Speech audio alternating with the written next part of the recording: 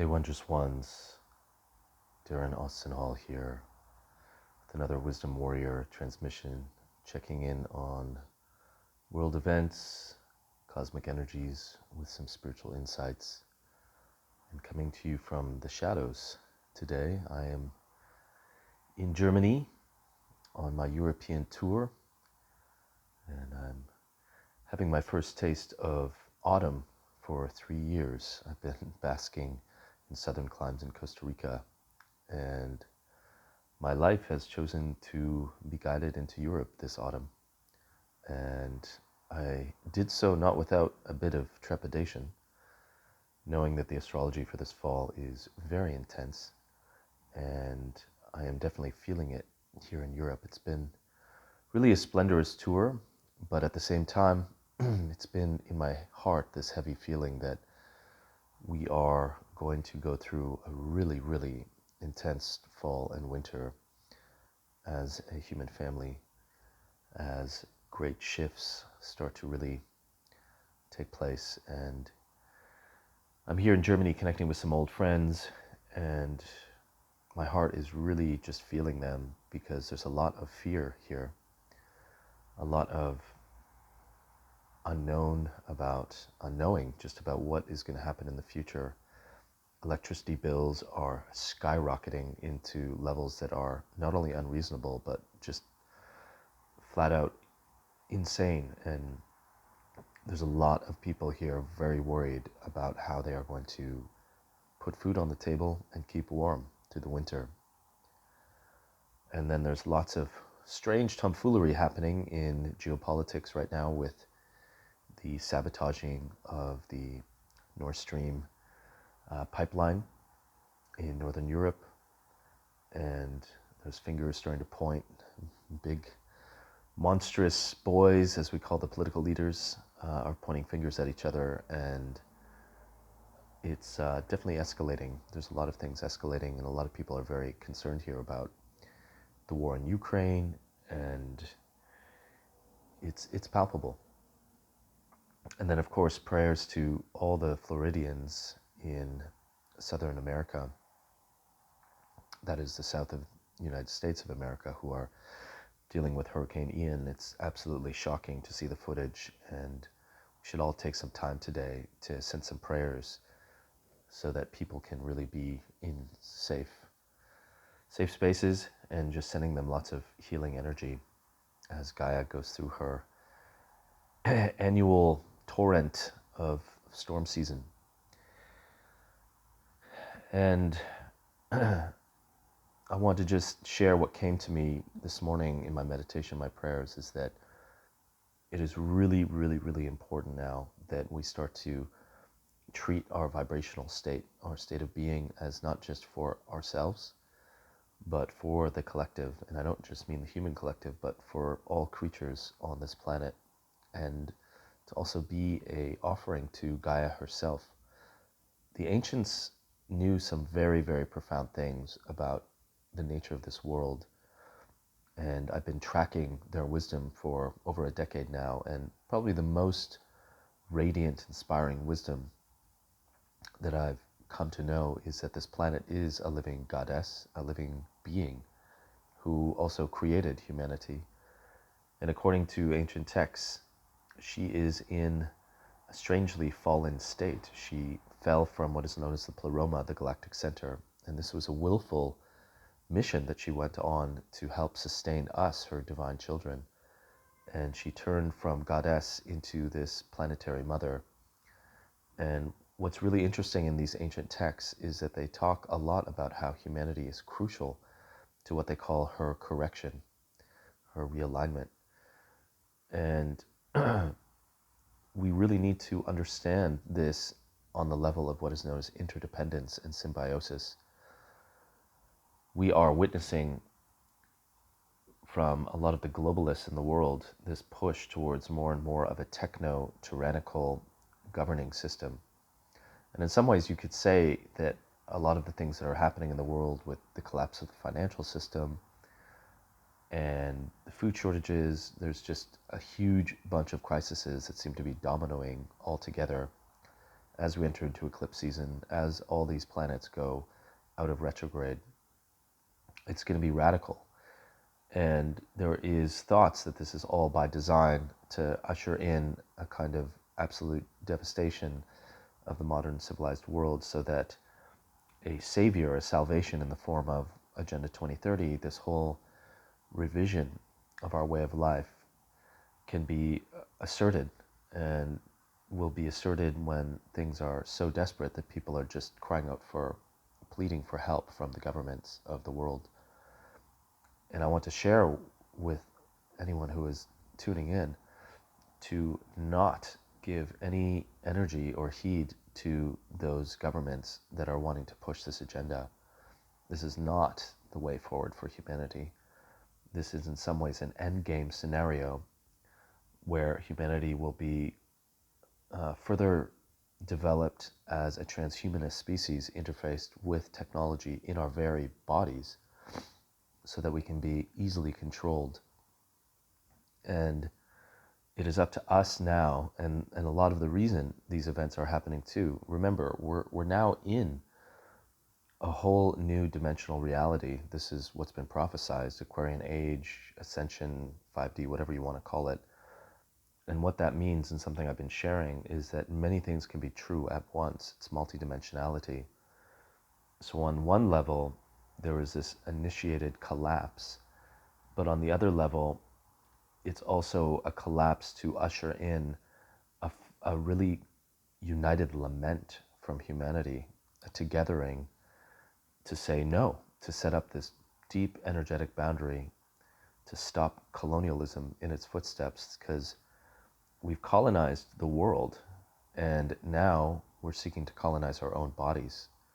And we need to put a stop to that and realize that there is a grave kind of mental illness in our collective that has possessed some of the leaders in the world.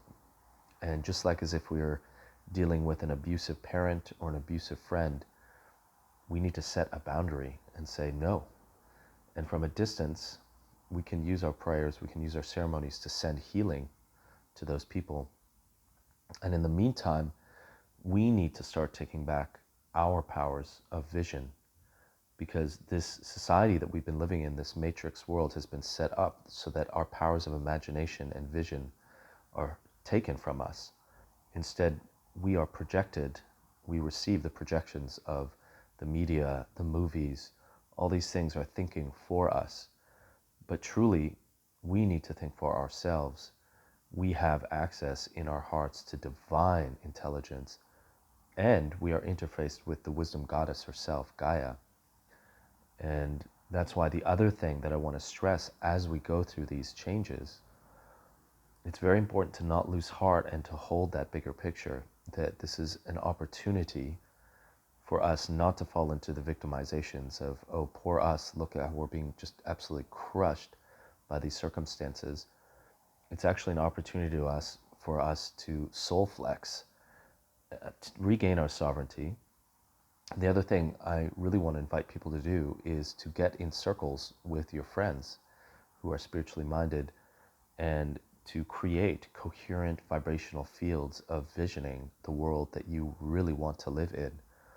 And imagine that you are plugging in those beautiful thought forms into the grid of Gaia, into her meridians, into her world soul. And in that way, we are collaborating on the essential level of vibration, and that's very, very vital. I would also suggest, if one can, to do this outside in nature as much as possible.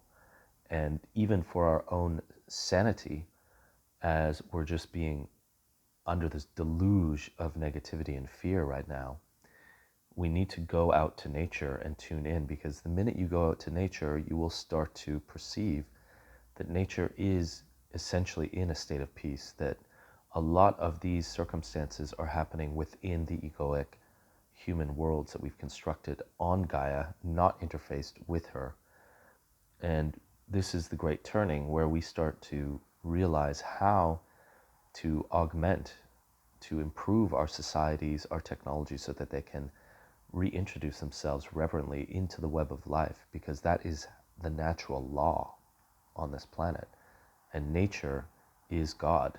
Nature is the primary intelligence, and it cannot be overridden.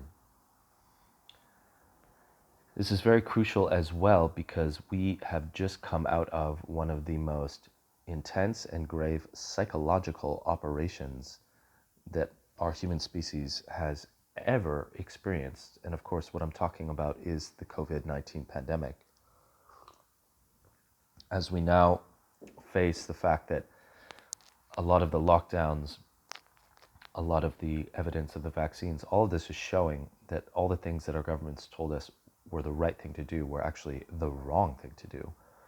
We were hoodwinked, manipulated, intimidated in the most grave ways. It was literally collective psychological abuse.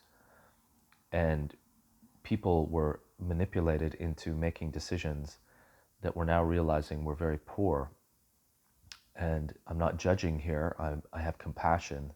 The psychological warfare that we dealt with was truly governments working in lockstep with the military. And this was evidenced in reporting in Canadian news that the Canadian government and the military were working together to create propaganda techniques to get everyone to take such things as the injection. And I want people to be aware that we are now dealing with tremendous collective post-traumatic stress disorder. And there's a lot of people that have no idea how to make sense of this. It's very tough for people in their egoic state to admit that they're wrong, that they were manipulated. It opens up a huge, vast realization that our governments don't have our best interest in mind and that our governments are actually trying to harm us very viscerally.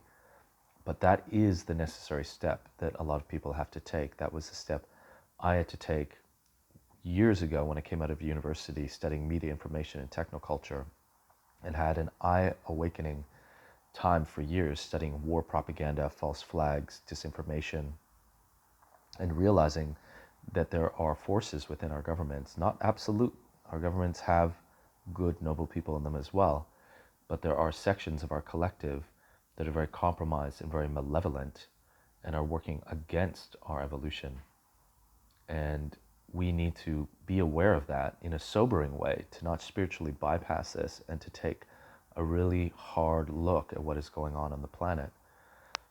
And we need to be kind to each other, but we also need to be fiercely compassionate, meaning we need to be assertive with each other. For those who are not waking up, we need to have boundaries, but we can also try and reach them, share information. And if you deal with emotional reactivity from those who are not ready, just be kind, be compassionate. You can disengage, keep yourself safe energetically, and realize that awakening is very difficult. For people to actually come to this admittance that our governments have malevolent entities within them is very hard, and it is necessary. It is the movement from that white knight syndrome through the red knight into the black knight that Robert Bly so beautifully renders in the book Iron John, which is all about masculine initiation. The white knight is those that see everything as light workers, everything is just beautiful and holy. And then they have a kind of moment like Luke Skywalker did when he got his arm chopped off by Darth Vader, where they go through the red knight phase, which is realizing nothing is actually as it seems. And you go through this very passionate, emotional inner tumult, the dark night of the soul. And then you emerge as the Black Knight, as Luke Skywalker did in Return of the Jedi, the kind of sober, wise being who truly knows what is going on, still has tremendous love in their being, but their love is a lot more tempered because they realize the gravity of reality, that there is dangerous aspects of reality, that it is not something to be naive about. So, as hard as it is to look at these things, we have to look at them because there are people in our human family who are really, really suffering right now, especially as we're going to witness probably the European Union go into a big crisis this fall, and that's going to spread worldwide. We can take it to the whole other level of being prepared. Indeed, we're all being kind of initiated back into the web of life of Gaia. That means we need to start really constructing communities that love each other, that share resources, that work with the beautiful fertility of nature, growing our own food, working with water sources. Gaia has truly provided for us to live in abundance, and we've kind of gone wayward, and this is the great comeback. So spend as much time as you can this fall in nature. Get your groups together, talk, relate to each other. Don't be afraid to talk about these fears, these anxieties, and also enter into coherent meditations together where you can truly create beautiful thought forms vibrationally. And from that, you might be inspired to start taking collective actions together on how we can start to really build a new Gaian culture, as John Lam Lash would call it, one of my teachers, where we're truly living from a very spiritual place, meaning we're living from a place of working on our inner states primarily, managing ourselves each day and working together in unity consciousness, realizing that this is no longer a lone wolf saga. This is about us coming together and dreaming awake a whole new, we're like the seedlings of a whole new golden age. And we have to go through this dark night of the soul, and we can do it with great bravery. And it can also be even fun at moments. And I would suggest that we find that levity as well, which may seem quite absurd, but it's Hayoka medicine, as they call it in Native American traditions. Dancing, singing, all of these medicines become so much more important when we're going through a dark night, because they're the medicines that create oneness, they lift our spirit, they move stagnant energy, and right now we are moving some of the most ancient traumas in our collective, and know that we can do so much work through prayer, especially when we come together collectively. Do not lose heart as we go through this. See it as an amazing opportunity for our strength to take a whole new dimension of embodiment. And please send out your prayers to the people of Europe, send out your prayers to the people of Florida, and send out your prayers to really anyone in need. Every day we should be doing prayer work. It's something that I'm reactivating in my life with great passion, and trust as well that although there's a narrative that is being spewed forth through all the corporate media, trust that there is an inherent prejudice there, and that the true media, the true news, is your own heart oracling the great wisdom of Gaia. And know that that is the greater ultimate reality that we should be attending to. It's okay, as I like to do, I touch the pulse of the mainstream news. I like to check in, see what's going on in that level of reality, because I like to be holistic. I like to be tantric in the sense that I weave with everything. I don't want to ignore anything. But I also have a hierarchical attention or awareness, where most of my awareness is put forth to Gaia, to nature. And I'm so excited to be going back to Scotland this fall as well, and work with some of the sacred sites there. That would be probably my last point to share. If you are near sacred sites, that would be the optimal place to get together, do this collective gridding work, do this collective work of creating these beautiful visions of a new earth, and find sacred solidarity in each other, and lightness and laughter. Keep your vibration strong, and realize that we were made for this, that our soul is eternal. If there is death that happens around us, pray and give your grief to Gaia, and know that the human soul is eternal, and we're all on this incredible cosmic journey together. Keep your love strong. Keep your love roaring as if there's a white lion in your heart anytime you need to feel protection and to feel strength. Know that you are interfaced with a great alliance of spiritual forces and powers that are benevolent, that are divine, that are virtuous, as you are. Sending you all the love, almighty blessings. We'll speak again soon.